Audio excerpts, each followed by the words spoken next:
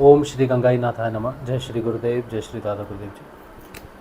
चलिए, तो आप सभी का बहुत बहुत स्वागत है आज के सत्संग में। और ये थोड़ी देर इसलिए लग गई, और ये सेकंड स्ट्रीम मैंने शुरू की है, फिर से मैंने शुरू की है। इससे पहले भी मैंने अभी शुरू किया था ये सत्संग, लेकिन कुछ नेटवर्क का इशू हो रहा था, क्योंकि मैं चाह रहा था कि यूट्यूब के साथ साथ फेसबुक पर भी अगर लाइव हो तो ज़्यादा लोगों तक पहुंच पाएगा, लेकिन वो नेटवर्क इशू के कारण हो नहीं पाया। तो मैंने फिर से शुरू किया है। तो आज का जो विषय है वो है नील पुरुष कौन है। ये जो प्रश्न है नील पुरुष कौन है, ये सबसे पहले आज से लगभग 3 साल पहले, लगभग 3 साल पहले की बात है, 3 साढ़े 3 साल पहले की बात होगी। एक बार मैं ध्यान कर रहा था, और ध्यान करते समय मुझे प्रेरणा हुई कि जो भगवान श्री कृष्ण के गोपियाँ हैं, गोप हैं, वो बड़े सौभाग्यवान हैं कि वो भगवान श्री हरि के बंधु हैं, मित्र हैं। तो ये मन में बड़ी तीव्र जिज्ञासा हुई कि हमें भी भगवान अपना आप गोप गोपी बनाओ ना। तो जब ये भावना उठी कि हम भगवान के गोपी बने या गोप बने, तो जब भगवान श्री कृष्ण को ये पुकार दिल से निकली, तो मैंने एक भजन लिखा था उस समय, एक कविता के रूप में एक भजन लिखा था। उस भजन में मैंने मैं श्री कृष्ण को तो नहीं जानता, श्री कृष्ण को तो मैंने नहीं देखा, तो गुरु के प्रति उस समय हम नए नए समर्पण शुरू हुआ था, ध्यान शुरू हुआ था, 1.5 साल हुआ था शायद उस समय। तो गुरु भगवान से ही सारी प्रार्थनाएं करते थे, और गुरु भगवान को ही मैंने वो प्रार्थना की कि हे गुरुदेव, आप मेरे नील पुरुष हो। मैंने ऐसी भगवान को, गुरु भगवान को मेरे हृदय से कहा कि आप मेरे नील पुरुष हो।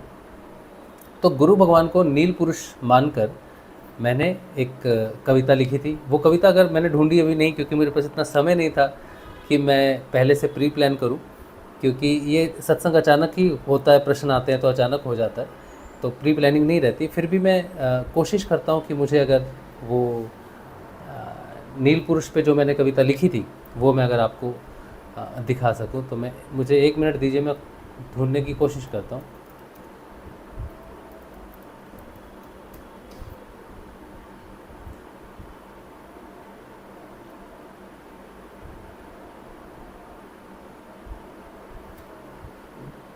अच्छा, तब तक एक बात और मैं, हाँ, ये शायद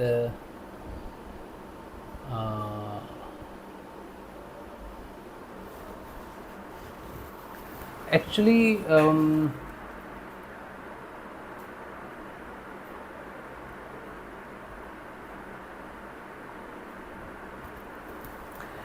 ये प्रश्न जो आया, कहाँ से आया ये प्रश्न, पहले तो मैं आपको उसके बारे में बताता हूँ। कविता ढूंढने में शायद थोड़ा समय लग जाएगा।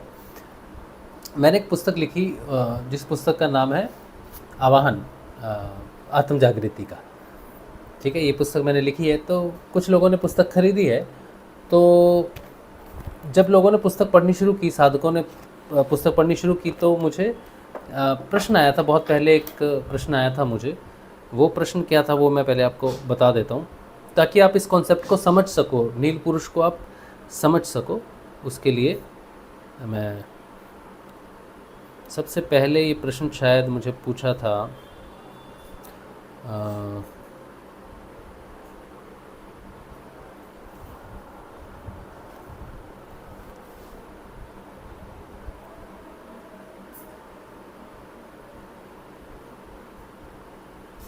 हाँ,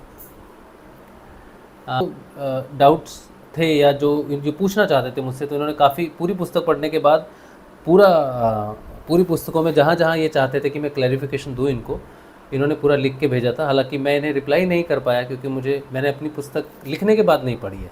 लिखने से पहले तो ऑब्वियसली पढ़ी है 2 बार, लेकिन लिखने के बाद मैंने नहीं पढ़ी है, क्योंकि मैं अगर इसको पढ़ना शुरू करूँगा तो फिर कुछ करेक्शंस होनी शुरू हो जाएंगी। तो मैं अभी करेक्शंस नहीं करना चाहता, पहले इसको ट्रांसलेट करना चाहता हूँ इंग्लिश में और दूसरी लैंग्वेजेस में। तो इन्होंने पहला प्रश्न पूछा था कि नील पुरुष शायद परब्रह्म के लिए ही यूज़ किया गया है। तो ये इनका प्रश्न था कि राजू जी, आपकी पुस्तक आवाहन पेज 81 आखिरी पैराग्राफ तीसरी लाइन, इसलिए ईश्वर पूर्ण परमात्मा वास करता है। तो 81 पेज पे 81 पेज पे इसलिए कहा गया है कि ईश्वर में ही पूर्ण परमात्मा वास करता है। और जो गुरु तुम्हारे हृदय में परमात्मा को चेतन कर सके, नील पुरुष को जगा सके, वही समर्थ सदगुरुदेव कहलाता है। ये लाइन लिखी हुई है। विषय नंबर 4 है, आत्म जागृति बिना गुरु के संभव नहीं है, इसका मुख्य बिंदु था। और 81 पेज पे जिसके पास है वो चेक कर सकते हैं। वही आत्म स्वरूप को चेतन कर परमात्मा के रूप में पूर्णता का अनुभव कराता है और तुम्हें परमात्मा का साक्षात्कार करवाता है। इसलिए कहा गया है कि ईश्वर में ही पूर्ण परमात्मा वास करता है और आत्म जागृति केवल गुरु की सहायता से ही संभव है। अच्छा, अब ये है। और यहाँ पर भी मैंने नील पुरुष का एक बार लिखा है इसमें। इसके अलावा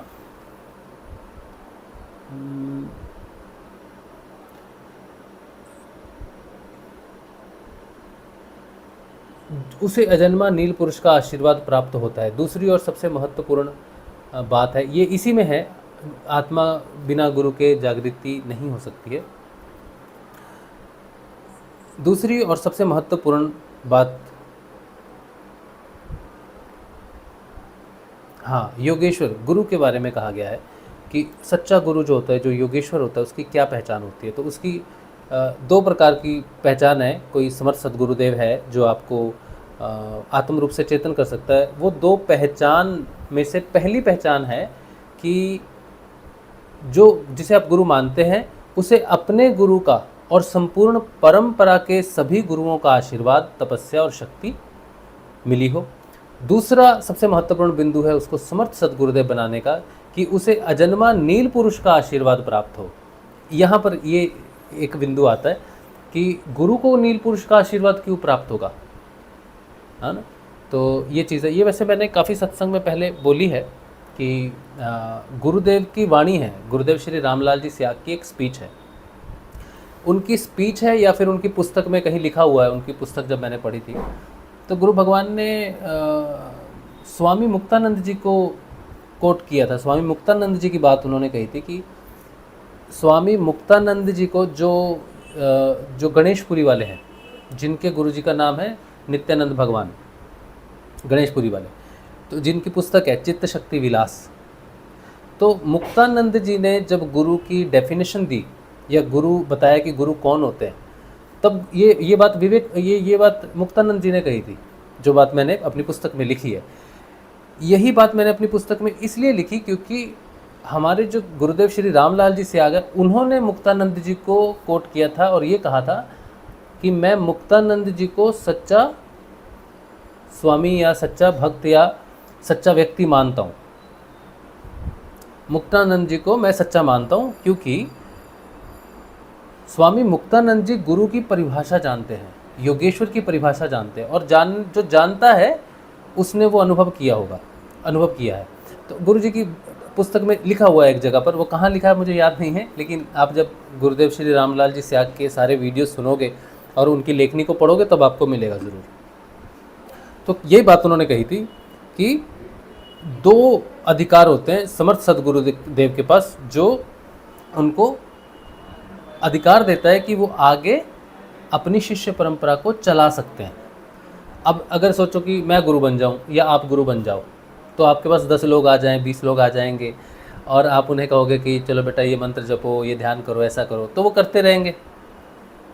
अब वो कर रहे हैं तो बेचारे कर रहे हैं, लेकिन कुछ हो नहीं रहा का मतलब है, होने का मतलब है कि आत्म चेतना होनी चाहिए। जैसा गुरु है वैसे ही शिष्य होना चाहिए। गुरु अलग है, शिष्य अलग है, दोनों में भेद दिखाई दे रहा है, तो इसका मतलब है कि वो सच्ची गुरु शिष्य परंपरा नहीं है। अब आप ये जो आई पंथ की लीनियज जाती है, जैसे बाबा श्री गंगाई नाथ जी हैं, हमारे दादा गुरुदेव, और हमारे गुरुदेव रामलाल जी स्याग, तो गुरुदेव और दादा गुरुदेव की तस्वीर सदैव एक साथ रहती है। तो गुरुदेव का ध्यान करने बैठते हैं कुछ लोग, जब गुरुदेव कहते हैं कि मेरा ध्यान करो, तो ध्यान करने बैठते हैं तो उनसे पूछा जाता है कि ध्यान में आपने क्या देखा, तो तो कहते हैं हमारा ध्यान ना बाबा श्री गंगाई नाथ जी पर लग रहा है, मतलब गुरुदेव के गुरुदेव पर लग रहा है, या हमें बाबा श्री गंगाई नाथ जी की अनुभूति हो रही है, वो दिख रहे हैं। तो इस तरह से गुरुदेव का ध्यान करने के चक्कर में बाबा दिखने लगते हैं। तो गुरुदेव ने बहुत जगह कहा कि जब आप ध्यान करोगे मेरा ध्यान कर लो या मेरे गुरुदेव का ध्यान कर लो, एक ही बात है। तो गुरुदेव ने ये जो बात कही कि मेरा ध्यान कर लो या बाबा की बात कर लो, एक ही बात है। इसका मतलब है कि दोनों गुरु और शिष्य का आपस में चेतना का कोई भेद नहीं है। सांसारिक भौतिक जीवन में जब भौतिक संसार में हम उन्हें देखते हैं तो ये दादाजी हैं, ये गुरुदेव हैं श्री रामलाल जी स्याग, और ये दादा गुरुदेव है बाबा श्री गंगाई नाथ जी, ऐसे हम देखते हैं। और गुरुदेव भी हमेशा अपने गुरुदेव को अपने बाईं तरफ रखते हैं, हमेशा बाईं तरफ रखते हैं, दाईं तरफ नहीं रखते। क्यों रखते हैं बाईं तरफ? बाईं तरफ इसलिए रखते हैं क्योंकि बाईं तरफ हृदय है, और हृदय में ही गुरु का स्थान हृदय है। मतलब जागता है गुरु, जगाता है गुरु हृदय से, लेकिन ध्यान उसका आज्ञा चक्र पर किया जाता है। ये क्यों होता है ऐसा? अगर वो हृदय में है, ध्यान हृदय में क्यों नहीं किया जाता? आज्ञा चक्र पर क्यों किया जाता है? क्योंकि आज्ञा चक्र जो है वो त्रिगुणा अतीत है, माया से परे है। तो हमें माया से परे जाना है, हम उसका ध्यान करेंगे, उसको लक्ष्य रखेंगे जो माया से परे है। तो इसलिए गुरु त्रिगुणा अतीत होता है, इसीलिए उसका ध्यान आज्ञा चक्र पर किया जाता है, क्योंकि हमें वो माया से बाहर लेके जाए, ठीक है। लेकिन वो वास करता है हृदय में गुरु। तो अपने गुरु को गुरुजी ने हमेशा बाईं तरफ रखा, उनकी तस्वीर बाईं तरफ रहती थी। तो गुरुदेव और दादा गुरुदेव में कोई अंतर नहीं है। इसी तरह से जो आई पंथ की जो लीनियज शुरू होती है, जैसे बाबा श्री मच्छिंद्र नाथ जी जो हमारे प्रथम गुरु कलयुग के हुए आई पंथ में, तो प्रथम गुरु, फिर उनके बाद गोरखनाथ जी आए। गोरखनाथ जी में और मच्छिंद्र नाथ जी में कोई अंतर नहीं रहा। फिर गोरखनाथ जी ने भी आगे शिष्य बनाए, और तब परंपरा थी कि एक ही गुरु, एक गुरु से एक ही शिष्य को दिया जाएगा पूर्ण ज्ञान। तो ये जो एक शिष्य एक गुरु परंपरा चली, तो ये आई पंथ में चली।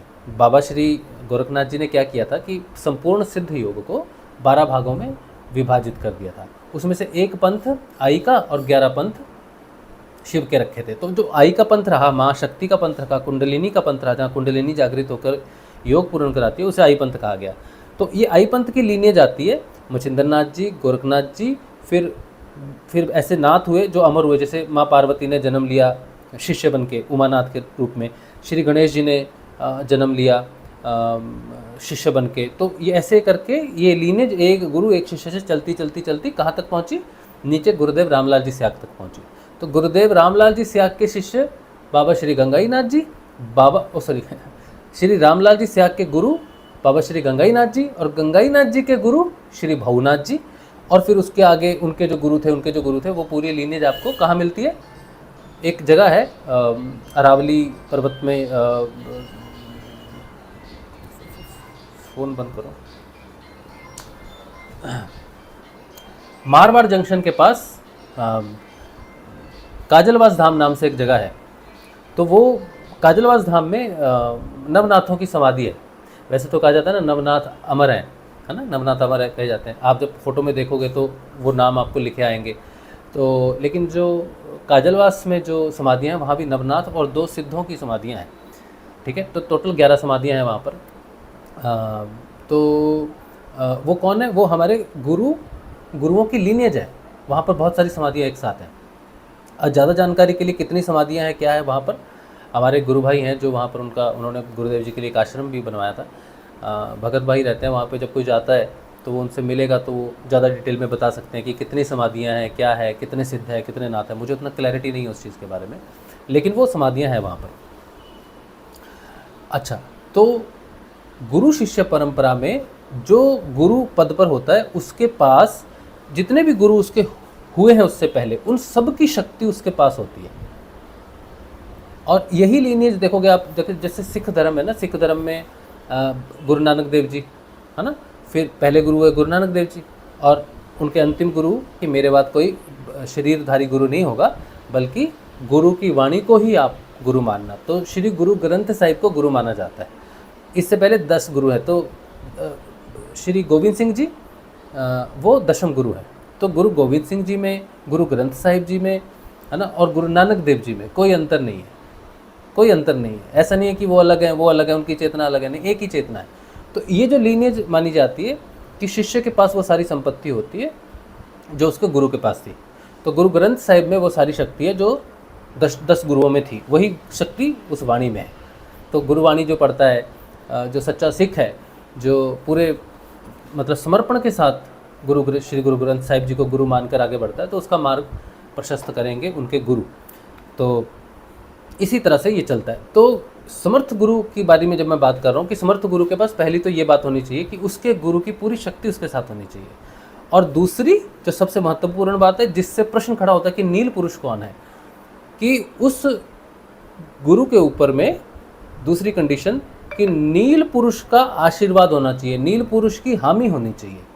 सोचो कि पहली कंडीशन लागू हो जाती है, जैसे कहते हैं ना गद्दी चलती है, जैसे कि मेरे पिताजी की गद्दी थी, अब मेरी गद्दी होगी, उनके दादाजी की गद्दी थी या उससे पहले गद्दी थी, ये 10 पुश्तों से ये गद्दी चली आती है। आपने सुना होगा ना, गुरुओं की गद्दी होती है, गुरु गद्दी बोलते हैं उसको। बहुत लोग ये भी पूछते हैं कि गुरुदेव रामलाल जी स्याग ने तो शरीर छोड़ दिया, अब गुरु गद्दी पर कौन बैठा है। तो लोगों के दिमाग में ना ये गुरु गद्दी वाली बात है, वो सोचते हैं कि एक जाएगा तो दूसरा गुरु गद्दी पर बैठेगा ही बैठेगा, है ना। तो ये गुरु गद्दी में थोड़ा सा सच्चे गुरुओं की भी गद्दी होती है। गद्दी का मतलब है आगे गुरु कौन है, बैठने वाली गद्दी जरूरी नहीं है कि सिंहासन या गद्दी को ही गद्दी बोला जाता है। गद्दी का मतलब है कि गुरु पद पर कौन है इस समय। तो ये जो गुरु पद आगे दिया जाता है ना, इसमें लोगों ने बहुत झोल झाल किया, मतलब लोगों ने दूसरे लोगों को बहुत धोखा दिया। उन्होंने उस गद्दी राज को चलाने के लिए अपने किसी उत्तराधिकारी को बना दिया या किसी दूसरे को बना दिया, लेकिन उनके पास कोई शक्ति नहीं है, कोई योग नहीं है, कुछ भी नहीं है। तो ऐसी परंपराएं एक ना एक दिन खत्म हो जाती हैं।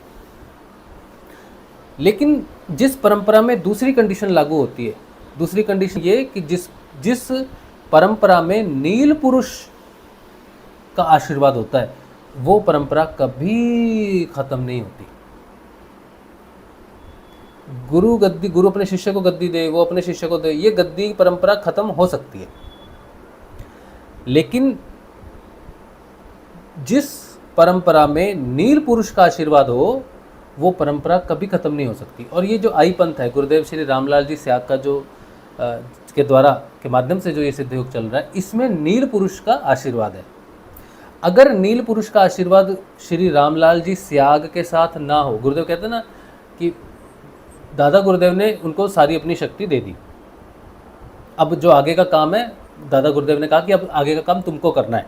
ये बात तो गुरुदेव अपनी स्पीच में बोलते हैं। दूसरी बात कि नील पुरुष का आशीर्वाद उनके साथ है, ये कैसे पता चलेगा? तो ये इस तरह से पता चलेगा कि अगर गुरुदेव रामलाल जी स्याग अपने शिष्यों को आत्म रूप से चेतन करेंगे या कर सकते हैं, अगर ये सामर्थ्य उनकी है, एक भी शिष्य को अगर वो दुनिया के सामने आ जाता है ना, कोई चेतन शिष्य आ जाता है कि आत्म रूप से चेतन है और वो रामलाल जी स्याग का शिष्य है, तो इससे ये सिद्ध हो जाता है कि रामलाल जी स्याग के ऊपर में वो नील पुरुष का आशीर्वाद है। रामलाल जी स्याग की चेतना में बाबा श्री गंगाईनाथ जी की चेतना तो है ही, उसके साथ ही उस नील पुरुष की चेतना भी श्री गुरुदेव में है। तभी वो रामलाल जी स्याग गुरुदेव दूसरे किसी शिष्य के हृदय में उस नील पुरुष को जगा सकते हैं। अब ये नील पुरुष को जगाने वाली जो बात है, नील पुरुष को केवल नील पुरुष जगा सकता है। अभी आप ये सोच रहे होंगे कि नील पुरुष है कौन, वो भी बात करेंगे, पर पहले नील पुरुष को समझ लेते हैं, नील पुरुष की कार्य को समझ लेते हैं। तो नील पुरुष एकमात्र ऐसा पुरुष है जो नील पुरुष को जगा सकता है। इसको नील पुरुष क्यों कहा जाता है, ये भी मैं बताऊंगा आपको। तो गुरुदेव रामलाल जी स्याग की चेतना में नील पुरुष की चेतना है, इसीलिए उन्होंने आगे उनके शिष्यों को चेतन किया। अब उनके कितने शिष्य चेतन हुए इसकी मुझे जानकारी नहीं है, और ना ही मैं उसका कोई लिस्ट लेके बैठा हूँ या फिर मैं कहता हूँ कि वो चेतन है वो चेतन है। मैं किसी की गारंटी नहीं लेता, किसी के बारे में नहीं कहता, ठीक है। मैं सिर्फ अपनी बात करता हूँ, मैं गवाही दे सकता हूँ। अगर मुझे इस संसार में या इस संसार से बाहर या कहीं किधर भी खड़ा किया जाए और पूछा जाए, तो मैं गवाही दे सकता हूँ गुरुदेव श्री रामलाल जी स्याग की कि मैं उनका शिष्य हूँ और इन्होंने मुझे इंद्रियातीत ध्यान दिया। इनकी कृपा से, इनके आशीर्वाद से, इनके ध्यान से, इनके मंत्र जप से मैंने इंद्रिय अतीत ध्यान का अनुभव किया और मैंने अपने अंदर परिवर्तन को अनुभव किया, उस ज्ञान को अनुभव किया, उस दिव्य दर्शनों को अनुभव किया। जैसे लोग कहते हैं ना ईश्वर के दर्शन होते हैं, मैंने उस ईश्वर के दर्शन को भी अनुभव किया और मैंने गुरुदेव की कृपा से किया। तो बिना आत्म जागृति के सुषुम्ना की यात्रा नहीं हो सकती है। तो अगर मैं सुषुम्ना की यात्रा कर रहा हूँ, ध्यान में आगे बढ़ रहा हूँ, परिवर्तनों के होते हुए मैं आगे बढ़ रहा हूँ, तो इसका मतलब है कि मेरे अंदर वो नील पुरुष जागृत है। लेकिन मेरे अंदर वो नील पुरुष जागृत करने वाला कौन है? मेरा गुरु है। और मेरा गुरु तभी कर सकता है जब उसके अंदर भी नील पुरुष जागृत हो। और उसके अंदर नील पुरुष जागृत है, इसका मतलब है जिसको उसने जिसने उसको जागृत किया उसके अंदर भी होना चाहिए। तो बाबा श्री गंगाई नाथ जी के अंदर भी नील पुरुष जागृत होना चाहिए। तो इस तरह से बाबा भोलेनाथ से श्री मच्छिंद्र नाथ जी जागृत हुए। तो बाबा भोलेनाथ के अंदर कौन है? नील पुरुष है। बाबा भोलेनाथ भी कौन हुए? नील पुरुष की चेतना हुई। तो यहाँ से वो भेद खत्म हो जाता है। वैष्णविज्म और शिविज्म का भेद भी खत्म हो जाता है। किसी ने एक बार बात चल रही थी कि क्या अंतर है शिव में और कृष्ण में, क्या अंतर है। तो मैंने बड़े सरल शब्दों में वहाँ पे जो मुझे समझ में आती है बात मैंने कहा था कि जिस तरह से आप कोई पात्र है, ठीक है, और उसमें आप कोई चीज़ रखते हो, किसी चीज़ को रखने के लिए पात्र होना ज़रूरी है, नहीं तो वो चीज़ गिर जाएगी, है ना। जैसे गिलास है, गिलास में पानी भरते हैं, घड़ा है, घड़े में पानी भरते हैं, तो घड़ा क्या है? पात्र है जो पानी को भर के रखता है। इसी तरह से शिव वो स्वरूप है जो भगवान श्री नील पुरुष की चेतना को कंटेन कर सकते हैं, धारण कर सकते हैं। तो शिव वो स्वरूप है जो परमपिता को चेतना को धारण करता है। तो इसीलिए शिव कौन है? परमपिता ही कहलाता है। शिव का शरीर, क्योंकि हम शिव को देखते हैं त्रिशूलधारी है, जटाधारी है, हम उसको एक स्वरूप में देखते हैं। तो मेरा कहने का मतलब ये था, मैंने क्यों कहा ऐसा, क्योंकि इस संसार में किसी को अगर कृष्ण होना है, किसी को अगर कृष्ण की चेतना में परिवर्तित होना है, तो उसे सबसे पहले क्या होना पड़ेगा? पात्र होना पड़ेगा। और पात्र का मतलब है शिव। एकमात्र इस संसार में पात्र केवल भगवान शिव हैं, और केवल पात्र ही है जो उस कृष्ण को धारण कर सकता है। तो इस संसार में कोई व्यक्ति आत्म रूप से चेतन होगा, उससे पहले उसकी शिव की पात्रता होनी चाहिए। शिव भगवान का आशीर्वाद कह लो, या शिव भगवान का अनुग्रह कह लो, शिव भगवान की कृपा कह लो, जो भी कह लो, शिव की कृपा के बिना कृष्ण को, नील पुरुष को धारण नहीं किया जा सकता है। ये अलग सत्संग था, वो उसकी बात तो अभी लंबी हो जाएगी ना। तो नील पुरुष को धारण कर जो नील पुरुष को 3-4 बार चलाओ, रुको, ऐसे नहीं, ऐसे नहीं, ऐसे उसका बटन, उसको ऐसे नहीं, चलाओ बस। तो नील पुरुष का समझ गए आप कि नील पुरुष ही है जो चेतन होता है। उसके चेतन होने से ही आत्म चेतना होती है, और उसको चेतन करने वाला गुरु योगेश्वर होता है, स्वयं नील पुरुष होता है। तो जब ये बात, अभी तो मैं ये बात बोल रहा हूँ, बड़ी सहजता से बोल रहा हूँ, आसानी से बोल रहा हूँ, लेकिन जब ये मेरे साथ घटना घटी थी, तब ये कैसे घटी थी, तब मैंने गुरु भगवान के लिए कविता लिखी थी कि आप हमें भी अपना गोप गोपी बनाओ। और वो कविता मुझे मिलेगी नहीं, समस्या ये है। अगर मुझे मिल जाए तो मैं आपको पढ़ के भी सुना दूंगा कि वो कहाँ है। ठीक है, अब मैंने अपनी नई पुस्तक में एक्चुअली वो कविता लिखी नहीं, मैं फिर भी देख लेता हूँ।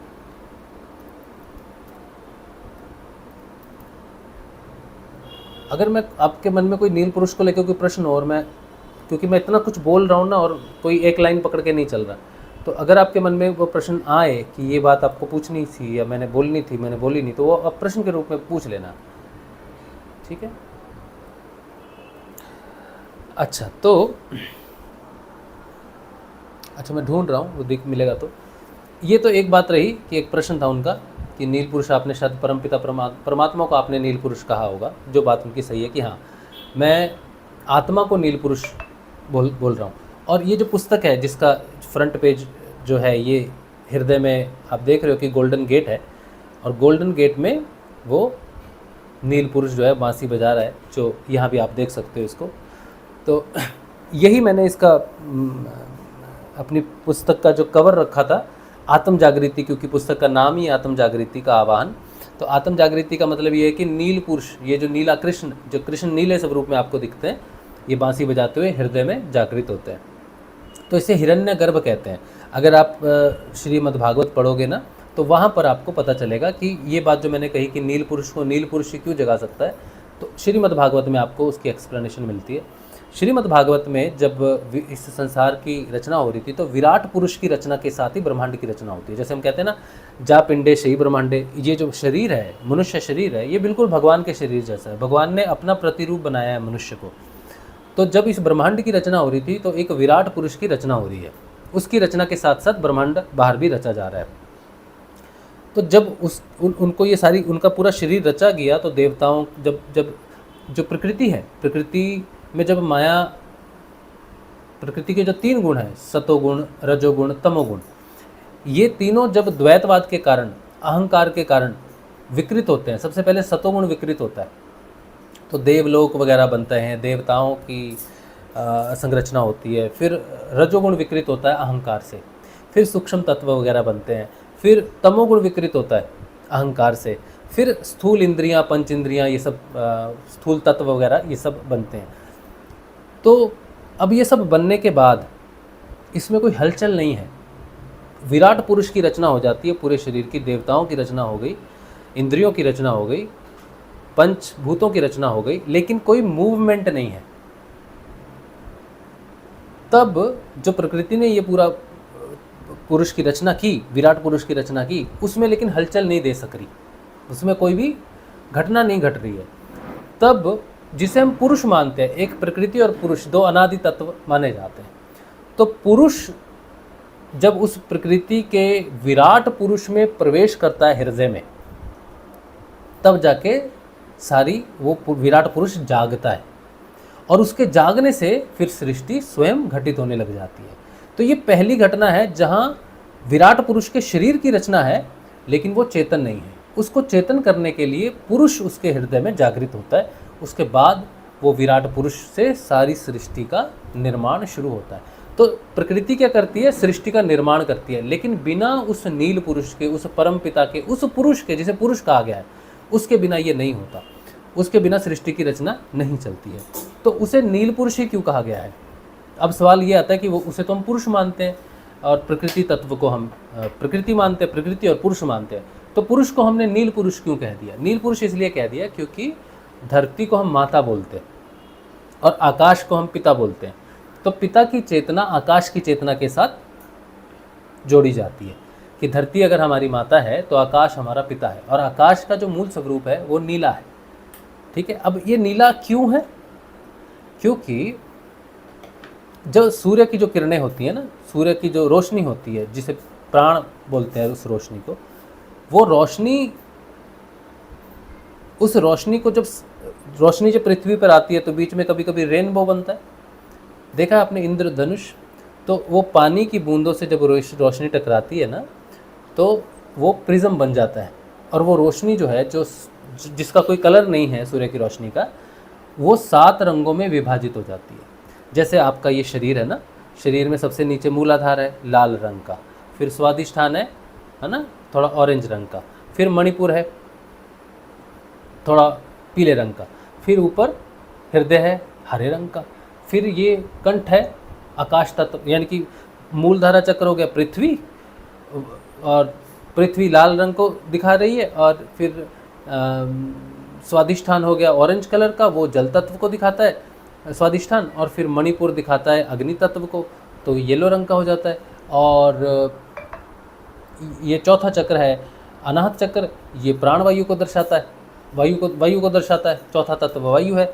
और फिर यहाँ कंठ आ जाता है, इसको आकाश तत्व कहते हैं, ये नीले रंग का हो जाता है। तो विब्ग्य और ऐसे ही चलता है। ठीक है, फिर ये नीले रंग का हो जाता है, फिर ये आज्ञा चक्र पर आ जाता है, तो ये वायलेट कलर का हो जाता है ना, इंडिगो हो जाता है, बैंगनी कलर का। फिर ऊपर थोड़ा और जाओगे तो वायलेट कलर दिखाता है। तो violet, indigo, blue, green, yellow, orange, red, VIBGYOR. हम पढ़ते हैं ना क्लासेस में कि जो 7 रंग होते हैं, 7 रंगों के नाम है विब ग्योर बोलते हैं। तो वो सबसे ऊपर का जो रहता है कलर, जो रहता है वो वायलेट कलर का रहता है। तो वायलेट, इंडिगो, और यहाँ ये आकाश तत्व तक बोला जाता है। तो आकाश तत्व का कलर कौन सा आ जाता है? नीला कलर आ जाता है। तो आकाश को हम पिता का स्वरूप भी मानते हैं। तो नीला स्वरूप का एक पहला अर्थ तो ये हो गया कि हम उसे पिता के स्वरूप में देखते हैं, आकाश तत्व के स्वरूप में देखते हैं। गुरु भगवान को जब दो सिद्धियां हुई, पहली सिद्धि उनको हुई निर्गुण निराकार की, जिसे वो बोलते हैं कि प्रकाश की सिद्धि हुई, ठीक है। उसके बाद लाइट और साउंड, या तो आप निर्गुण निराकार, सगुण साकार, दो बोले जाते हैं, दो सिद्धियां हुई गुरुदेव को, निर्गुण निराकार, सगुण साकार। अब ये निर्गुण और सगुण तो हम जो स्पिरिचुअल लोग होते हैं वो बोलते हैं, लेकिन वैज्ञानिक तो निर्गुण सगुण नहीं बोलते। वैज्ञानिक क्या बोलते हैं? लाइट एंड वॉइस, वो दो तत्वों को मानते हैं। लाइट निर्गुण निराकार और वॉइस सगुण साकार मान लिया उन्होंने, ठीक है। या फिर पृथ्वी या फिर आकाश, ठीक है। तो कृष्ण कौन है? सगुण साकार। ये जितना कुछ भी इस संसार में दिखाई देता है, जिसको हम स्पर्श कर सकते हैं, ये भगवान श्री कृष्ण कहते हैं मेरा ही विराट स्वरूप है। गीता में कहा ना, जब अर्जुन को विराट स्वरूप दिखाते तो क्या कहते हैं कि हे अर्जुन, ये संसार में जो कुछ भी दिखाई देता है ये मेरा ही विराट स्वरूप है। वही बात श्रीमद् भागवत कहती है कि विराट स्वरूप की रचना होती है तभी ये सारे संसार की रचना होती है। भगवान भी कहते हैं मैं ही मैं हूँ, जो कुछ भी दिख रहा है वो भी मैं हूँ, जो कुछ नहीं भी दिख रहा है वो भी मैं ही हूँ। तो सगुण साकार रूप में जो कुछ भी है वो श्री कृष्ण का स्वरूप है, और वो अनंत है, ब्रह्मांड अनंत है, ठीक है। तो ये सिद्धि के रूप में गुरुदेव को दो सिद्धियाँ हुई, पृथ्वी की, आकाश की, लाइट की, वॉइस की, निर्गुण की, सगुण की, ठीक है। अब और भी टेक्निकल जाओगे तो मैटर और ईथर, ठीक है। मैटर और ईथर, मैटर किसको बोल दिया? नीचे समझ लो जो कुछ भी दिखाई दे रहा है मैटर, और ईथर जो सूक्ष्म रूप से है। और आइंस्टाइन की बात में चले जाओ तो वो क्या बोलेगा? ऊर्जा और मैटर। ऊर्जा मतलब ऊर्जा ही जब घनी हो जाती है, सघन हो जाती है, तो मैटर बन जाती है। तो संसार में ऊर्जा कभी मैटर बन जाती है,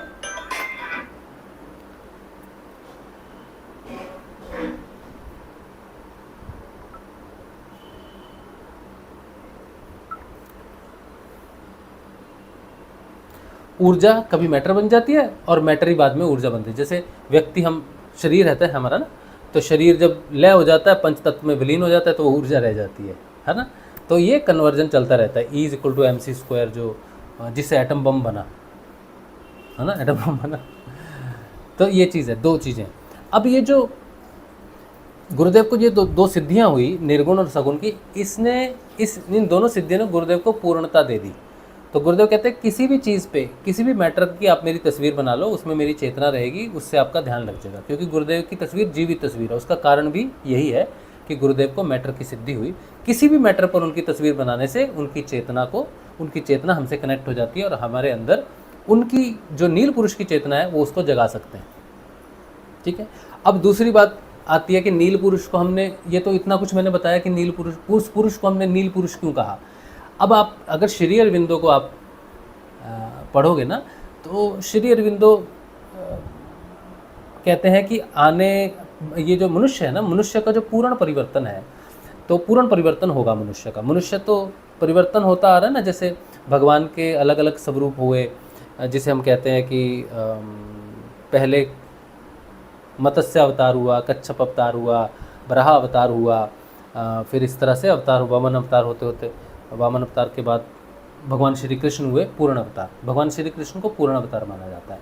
तो जो अवतार भगवान का हो जाता है, वही प्रोग्रेस आगे मनुष्य में होनी शुरू हो जाती है। तो मनुष्य भगवान की प्रोग्रेस के पीछे पीछे चलता है। भगवान पहले आके अपनी प्रोग्रेस दिखाते हैं कि इस आगे की प्रोग्रेस मनुष्य की ये होगी। तो श्री कृष्ण ने जब इस धरती पर जन्म ले लिया, तो पूर्ण पुरुष जो हैं वो इस धरती पर आ चुके, जन्म ले लिया उन्होंने।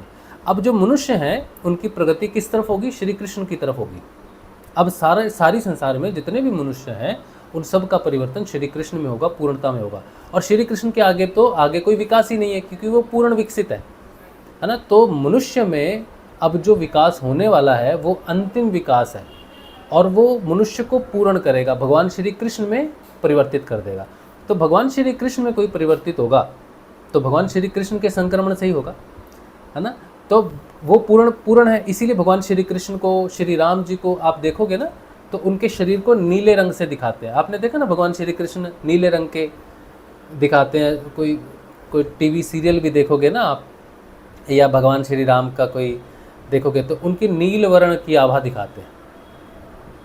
वो उनका शरीर नीला है ऐसी बात नहीं है, उनकी आभा जो है वो नील वर्णीय है। नीली आभा का मतलब क्या होता है? नीली आभा का मतलब आप एक तो बोलते थे कि पिता की आभा, और नीली आभा का मतलब है पूर्णता को भी दर्शाता है, पूर्ण चेतना को भी दर्शाता है वो।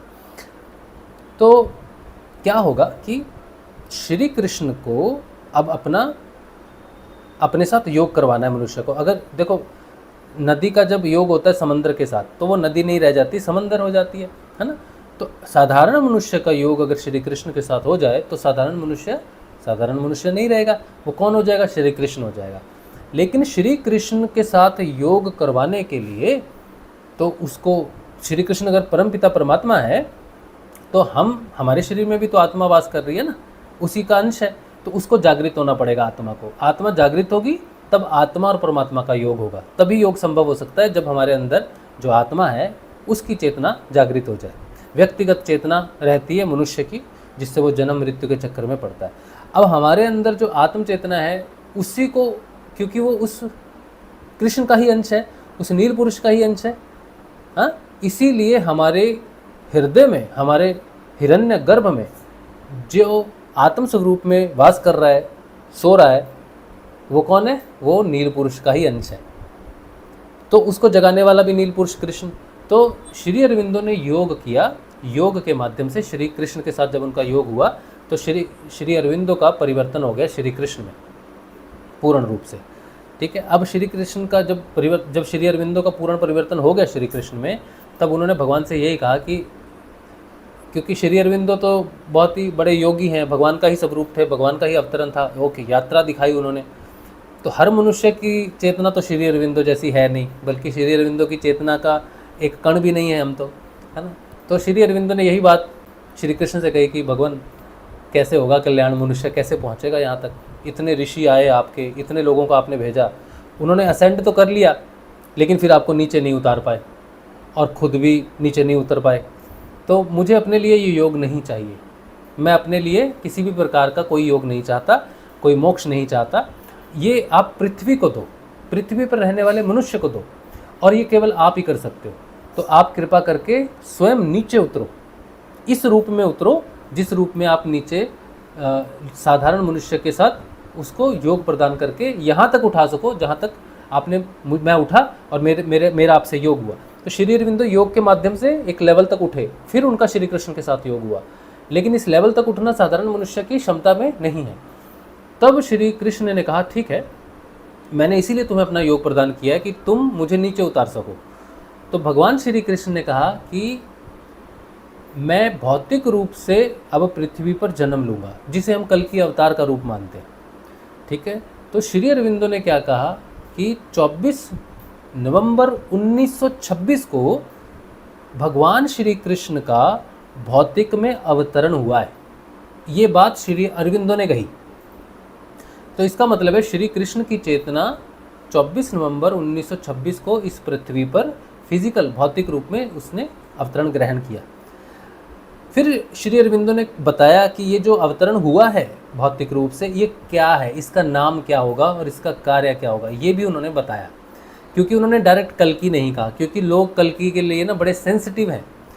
कोई कहता है कोई उधर आएगा, कोई कहता है इधर आएगा, ये आएगा, तो लोग तो कहते रहेंगे, मैं भी कह रहा हूँ, मैं भी कहता रहूँगा। लेकिन सच्चाई वही होगी जहाँ वो जो आपको चेतन करेगा ना, वही आपका कल्कि होगा। तो श्री अरविंदो ने कहा कि जो नीचे उतरा है ना, श्री कृष्ण का अंश जो नीचे उतरा है, वो कौन है? वो अधिमानसिक का देव है। उसका नाम क्या दिया? Over mind God head English में, और हिंदी में अधिमानसिक का देव। तो अधिमानसिक क्या है? अधिमानसिक एक चेतना है। जैसे हम लोग कौन है? मानसिक, मनुष्य, मनु के पुत्र, है ना। तो हमें क्या कहा गया? मनुष्य कहा गया, मानव कहा गया, क्योंकि हम मानसिक हैं, साधारण मनुष्य चेतना, साधारण चेतना में। लेकिन जो नीचे उतरा है श्री कृष्ण के स्वरूप में, उसे कहा गया अधिमानसिक। ठीक है, और अधिमानसिक क्या करेगा? उसका एक हिस्सा, नीचे का हिस्सा मानसिक को टच करेगा, हम लोगों को टच करेगा, और उसका ऊपर का हिस्सा अतिमानसिक को टच करता है। समझ गए आप? 3 लेवल हो गए ना, नीचे हो गया मानसिक, बीच में हो गया अधिमानसिक और ऊपर में हो गया अति मानसिक, सुपर माइंड। ऊपर वाला क्या हो गया, अति मानसिक को क्या बोल दिया इंग्लिश में, सुपर माइंड, और बीच वाले को क्या बोल दिया, ओवर माइंड, और नीचे वाले को क्या बोल दिया, माइंड। तो हम लोगों के पास क्या है, माइंड। जब हमारा योग ओवर माइंड के साथ होगा तो ओवर माइंड के योग से हम कहाँ पहुँचेंगे, सुपर माइंड में पहुँचेंगे। तो जब हम सुपर माइंड हो जाएंगे तो सुपर माइंड की जो चेतना है वो वहाँ पर भगवान श्री कृष्ण का वास है। भगवान अतिमानसिक नहीं है, श्री कृष्ण अतिमानसिक नहीं है। ये भी श्री अरविंदो ने बताया कि ये मत समझ लेना कि तुम ओवर माइंड हो गए तो अतिमानसिक हो गए तो कृष्ण हो जाओगे, नहीं। अतिमानसिक जो हो जाएगा ओवर माइंड के योग से, उस अतिमानसिक का योग होगा श्री कृष्ण से। तो श्री कृष्ण अतिमानसिक चेतना नहीं है, बल्कि श्री कृष्ण अधिमानसिक ओवर माइंड के माध्यम से अपना कार्य, जो विकास का जो कार्य है उसको गति देंगे, वो कार्य करेंगे। तो श्री कृष्ण किसके माध्यम से अपना कार्य करेंगे, ओवर माइंड के माध्यम से करेंगे, अधिमानसिक के माध्यम से करेंगे, मानसिक को अति मानसिक बनाने के लिए। और जब अति मानसिक हो जाएगा व्यक्ति, तब भगवान श्री कृष्ण के साथ उसका योग हो जाएगा। और ये जो अति मानसिक का जो एरिया है ना, जहाँ पर हम होंगे, वहाँ पर ये नीली चेतना है। तो ये जो योग हो रहा है ना, वो कहाँ हो रहा है, उस अति मानसिक के एरिया में हो रहा है। और वो अति मानसिक का एरिया आनंदमयी कहा गया उसे, भगवान श्री कृष्ण जहाँ पर अपना योग प्रदान करते हैं। तो क्योंकि भगवान श्री कृष्ण है तो उनका जो पिता का औरव है, तो वो जगह समझ लो नीली है। तो जिस व्यक्ति में भगवान श्री कृष्ण का योग हो जाएगा, उसका ऑरा कह लो, मैं ऑरा कह रहा हूँ इसको, ऑरा तो नहीं कहना चाहिए एग्जैक्टली, लेकिन फिर भी आप समझने के लिए समझो कि ऑरा है, वो चेतना का रंग है समझो। तो वो कौन सा हो जाएगा, नीला, उसको बोलेंगे अति मानसिक। तो इस मनुष्य का अब आगामी विकास क्या होगा, अति मानसिक होगा, जो नील पुरुष से संबंधित है। अब मैंने भगवान श्री गुरुदेव की ये जो तस्वीर में, ये जो मैंने अभी आपको बताया ना, श्री अरविंदो ने अधिमानसिक के माध्यम से कैसे मानसिक का परिवर्तन होगा, इसके लिए मैंने, क्योंकि 24 नवंबर 1926 को तो भगवान श्री कृष्ण का अवतरण हुआ, तो उसी 24 नवंबर 1926 को हमारे गुरुदेव श्री रामलाल जी स्याग का जन्म दिवस है। तो गुरु भगवान ने ये बात कही है कि जो कुछ भी श्री अरविंदो ने लिखा या कहा, वो मेरे लिए कहा था। और ये सत्य तब होगा जब हम में वो परिवर्तन आए, जो श्री अरविंदो ने कहा कि ये दिव्य मानव बनेगा आगे, उसके योग से जो 24 नवंबर को आया। अगर सच में गुरुदेव वही हैं जो श्री अरविंदो कह रहे हैं कि भगवान श्री कृष्ण है, तो उनके जो शिष्य हैं उनका परिवर्तन किस में होगा, अति मानसिक में होगा। और श्री गुरुदेव रामलाल जी स्याग के माध्यम से अगर हमने श्री अरविंदो को जान लिया, श्री कृष्ण को जान लिया, तो समझो कि हम सही ट्रैक पर हैं। और मैं उसी ट्रैक पे, मैं श्री अरविंदो को नहीं जानता था, ना मैं श्री कृष्ण को जानता था। मैं आज जो कुछ भी बोल रहा हूँ, ये केवल गुरुदेव रामलाल जी स्याग की कृपा से मैं समझ पा रहा हूँ, बोल रहा हूँ। ये पुस्तक मैंने लिखी, नील पुरुष की बात कर रहा हूँ, अधिमानसिक की बात कर रहा हूँ, योग की बात कर रहा हूँ, कृष्ण की बात कर रहा हूँ, केवल और केवल सिर्फ अपने गुरुदेव की कृपा से बात कर पा रहा हूँ। इसके अलावा मेरे पास कोई बाहर से कोई ज्ञान पहले से लिया हो, पुस्तक से लिया हो, उसकी मुझे कोई ज्ञान नहीं है, उसका सारा मेरे अनुभव में है, मैं आपको अनुभव भी बता रहा हूँ। अब भगवान श्री गुरुदेव की एक मैंने तस्वीर बनाई थी, यही वाली, कि वो अधिमानसिक के देव हैं। अब क्योंकि वो परिवर्तन कर रहे हैं पूरे संसार में, और अवतार ही है जो अपना परिवर्तन सारे संसार को देता है, तो गुरुदेव कहते हैं जो मुझ में है वो तुम सब में आ जाएगा। तो इसका मतलब है कि मुझ में जो भी परिवर्तन आएगा वो गुरुदेव का परिवर्तन होगा। तो इस संसार में जो नील पुरुष का जो परिवर्तन आएगा वो गुरुदेव के स्पर्श से आ जाएगा। तो इसीलिए गुरुदेव अंश हुए उस नील पुरुष का, श्री कृष्ण का अवतरण हुए, इसीलिए उन्हें कल्कि अवतार बोला गया, क्योंकि वो कृष्ण की चेतना को कैरी कर रहे हैं। श्री कृष्ण की चेतना ही है गुरुदेव में जो ये सारा परिवर्तन कर रही है, योग के लिए तैयार कर रही है सभी को, इसीलिए वो परिवर्तन कर रहे हैं। क्योंकि अवतार ही आके मनुष्य का परिवर्तन करता है, विकास करता है चेतना का, इसीलिए उसे हम अवतार कहते हैं। और अंतिम अवतार हमने पता है कि कल्कि होगा जो विकास करेगा। और गुरुदेव ने कहा कि मेरे बाद कोई नहीं आएगा और मेरी तस्वीर तब तक रहेगी जब तक अंतिम मनुष्य नहीं परिवर्तित हो जाता। तो इसका मतलब है गुरुदेव के बाद कुछ नहीं आने वाला, क्योंकि गुरुदेव वो विकास हमें दे देंगे जिसकी हमें ज़रूरत है। उसके बाद तो हमें किसी की ज़रूरत ही नहीं है, किसी अवतार की ज़रूरत ही नहीं है। अगर हमारा परिवर्तन श्री कृष्ण में हो जाता है तो उसके बाद की कोई परिवर्तन की आवश्यकता नहीं है, तो किसी अवतार की भी आवश्यकता नहीं पड़ेगी। तो श्री गुरुदेव रामलाल जी से आग वो पूर्ण परिवर्तन दे सकते हैं, वो अंतिम परिवर्तन दे सकते हैं और दे रहे हैं। तो उनकी तस्वीर को ही मैंने कल्कि की तस्वीर में, अधिमानसिक की तस्वीर में बनाया था। उस तस्वीर के मैंने 3 नाम दिए थे, कल्कि अवतार और श्री अरविंदो के अधिमानसिक देव, और विदेश जो देख रहा है जिसको जीसस ने जिसे कहा था कि वो आएगा और पूर्ण परिवर्तन करेगा, कंफर्टर के नाम से। तो 3 नाम दिए थे मैंने उस तस्वीर को। उस तस्वीर को मैंने इस पुस्तक में भी दिया है, एंड में उस तस्वीर को मैंने इस पुस्तक में भी दिया है। मैं आपको दिखा भी देता हूँ वो तस्वीर कौन सी है, जो पहली बार देख रहे हैं उनके लिए।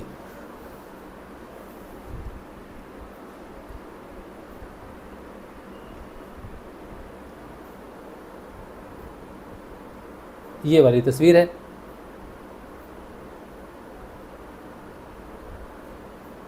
आप चाहे तो इसका स्क्रीनशॉट वगैरह लेके आराम से देख सकते हो, ठीक है।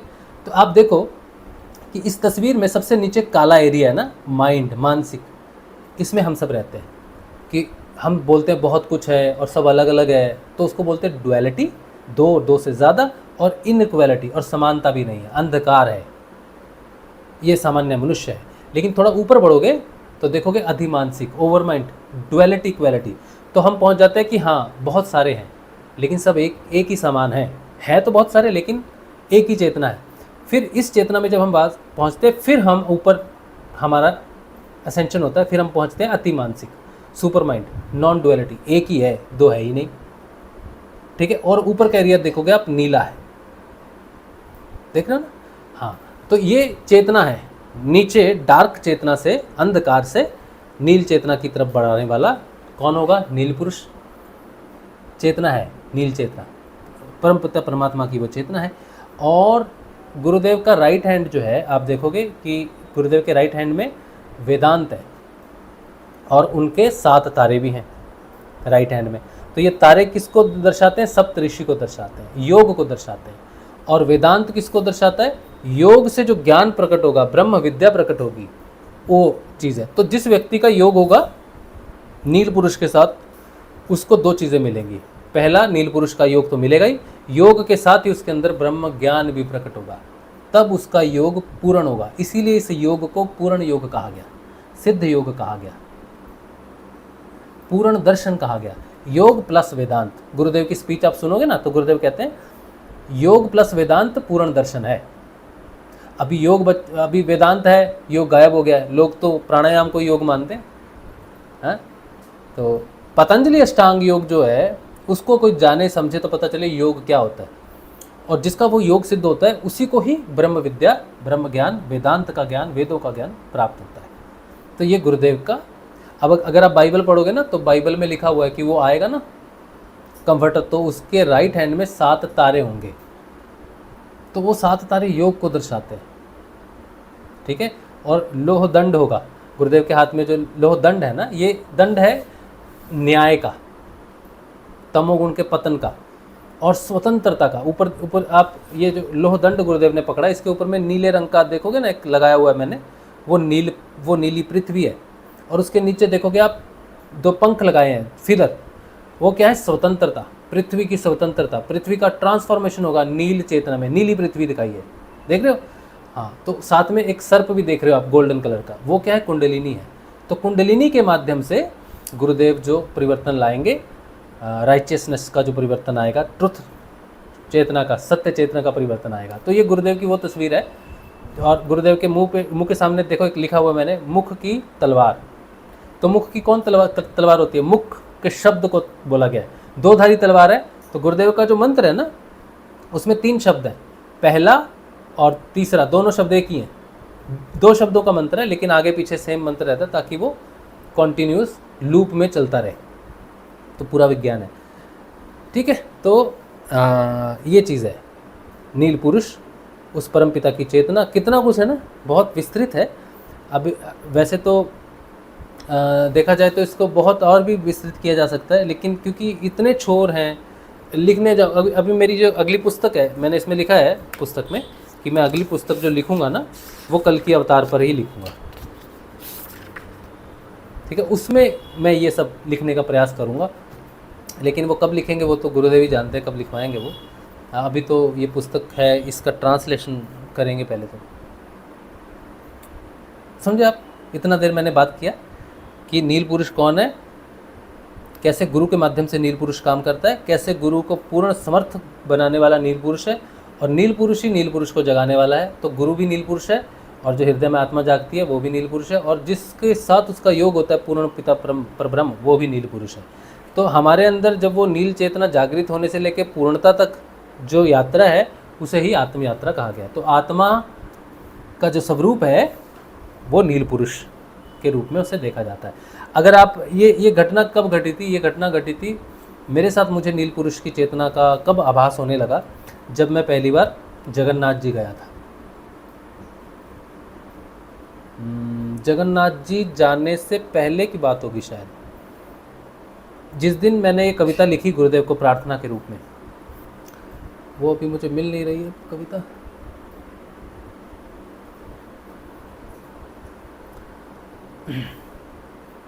वो मुझे जब हुई तब मेरे को गुरुदेव के दर्शन हुए थे स्वप्न में। उन्होंने मुझे कहा था कुछ, मेरे जो समझ में नहीं आया कि उन्होंने क्या कहा। फिर भी जब मैं उठा तो मुझे पहला जो मेरे अंदर विचार आया कि मुझे क्या करना चाहिए, वो ये था कि मुझे कहीं जाना है। कहाँ जाना है मालूम नहीं था। तो सबसे नज़दीक हमारे यहाँ से पड़ता था श्री जगन्नाथ जी, पूरी उड़ीसा में। तो हम लोग गए उड़ीसा। उसके बाद फिर अचानक उसी महीने की बात है, वो भी मार्च की बात थी। मार्च में हम लोग गए, अप्रैल में शायद, अप्रैल की 1 या 2 तारीख को हम लोग गए थे जगन्नाथ जी। और फिर प्रेरणा हुई कि अभी साथ ही साथ फिर कहीं जाना है, कहाँ जाना है नहीं पता। तो फिर हम निकल लिए वृंदावन के लिए। तो जो चेतना जगन्नाथ जी में मिली, उस चेतना का स्वरूप मुझे वृंदावन में मिला। तब हमारे घर में लड्डू गोपाल आए, और मैं कभी लड्डू गोपाल को वैसे नहीं लेके आता, क्योंकि बाहर की मूर्ति पूजा में तो मेरा फिर विश्वास नहीं था। विश्वास पहले था, लेकिन गुरुदेव की पूजा आने के बाद, गुरु जी का ध्यान आने के बाद बाहर की सारी आराधनाएं मैंने छोड़ दी थी। तो सिर्फ ध्यान ही मेरा विषय था। लेकिन फिर उसके बाद जब हम गए, मुझे नहीं पता था कि हम क्यों जा रहे हैं वृंदावन, बस जा रहे हैं वृंदावन क्योंकि प्रेरणा हो रही है। तो वृंदावन जब हम गए, वहाँ पर एकदम से श्री नीलकंठवर्णी, अभी एक चीज़ और है, नीलकंठवर्णी का नाम आपने सुना है? देखो, उनको भी नीलकंठवर्णी के नाम से जाना जाता है। उनका मैंने अक्षरधाम मंदिर दिल्ली में जब अभिषेक किया था, जल अभिषेक किया था, उसके बाद वो घटना घट गई कि तुम मुझे अपने पुत्र के स्वरूप में लाओ।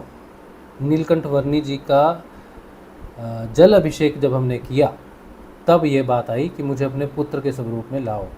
तब हम क्या करें, कैसे लाएं? तब वहाँ हम वृंदावन जा रहे थे, तो वृंदावन में लड्डू गोपाल। तब जाके लड्डू गोपाल जी हमारे जीवन में पुत्र स्वरूप में आए, और तब जाके मुझे वो घटना, वो जो कविता मैंने लिखी थी नील पुरुष के लिए कि मुझे अपना गोप गोपी बनाओ, मुझे अपना प्रेम दो।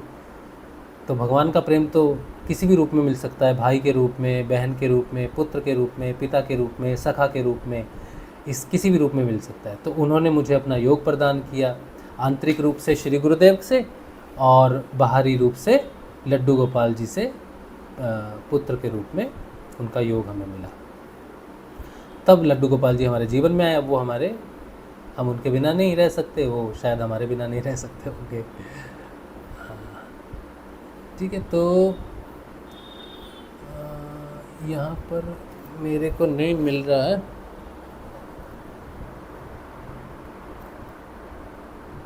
क्योंकि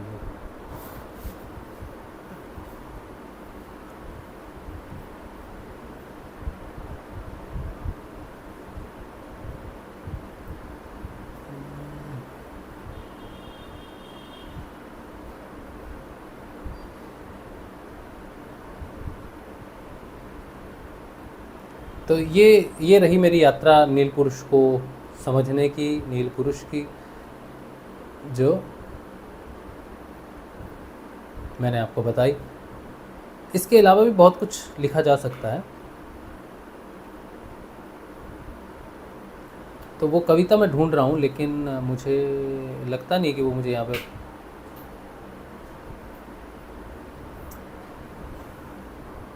फिर भी मैं एक और कोशिश कर लेता हूँ, फिर मैं आपके प्रश्न ले लूँगा अगर आपका कोई प्रश्न हुआ इसी टॉपिक पर। और जो कविता है वो मैं आपसे ज़रूर शेयर कर दूँगा कल, ठीक है। मैं ढूंढ के रखूँगा उसको, आज तो मुझे समय नहीं मिला, एकदम से वो आ रही बात की ये नील पुरुष पे हम सत्संग करेंगे।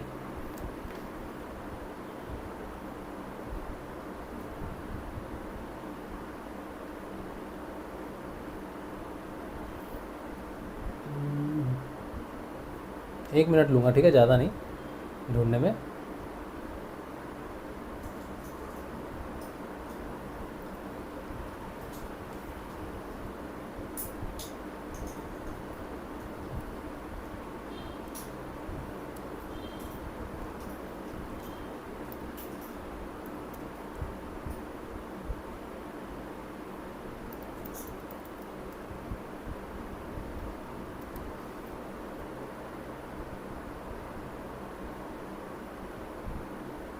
नहीं मिल रहा अभी, ठीक है,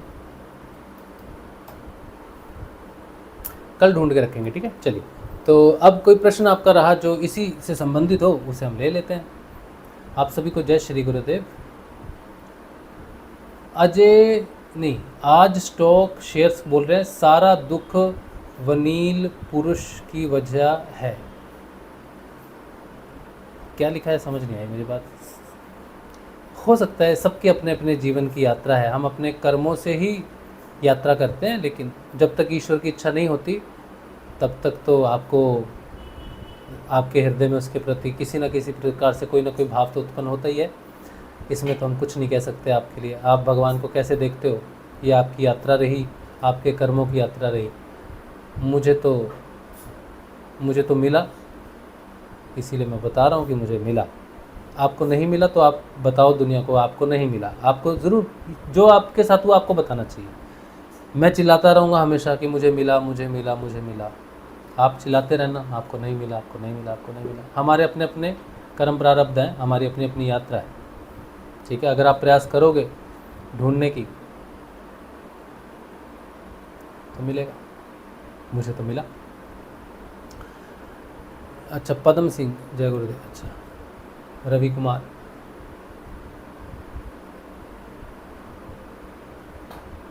सब कुंडलिनी के कारण होता है। तुम्हारा जो प्रश्न है ना, जो कुछ भी तुम्हारे शरीर में हो रहा है, गर्म सर्द ठंडा सुस्ती जागृति, जो कुछ भी हो रहा है वो कुंडलिनी के कारण, नाम जप के कारण होता है। अगर तुम नाम जप रहे हो, अगर तुम नाम नहीं जप रहे हो तो फिर डॉक्टर को दिखाओ।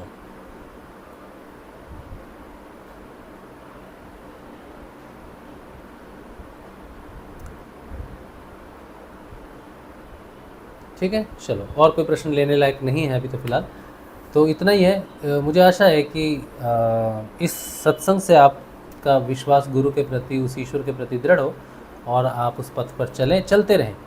मार्ग डिफ़िकल्ट ज़रूर है, लेकिन कष्ट भी हैं जीवन में बहुत, लेकिन वो मिलता है, वो है, ठीक है। कल मिलते हैं, कल के सत्संग में। ध्यान में, जय श्री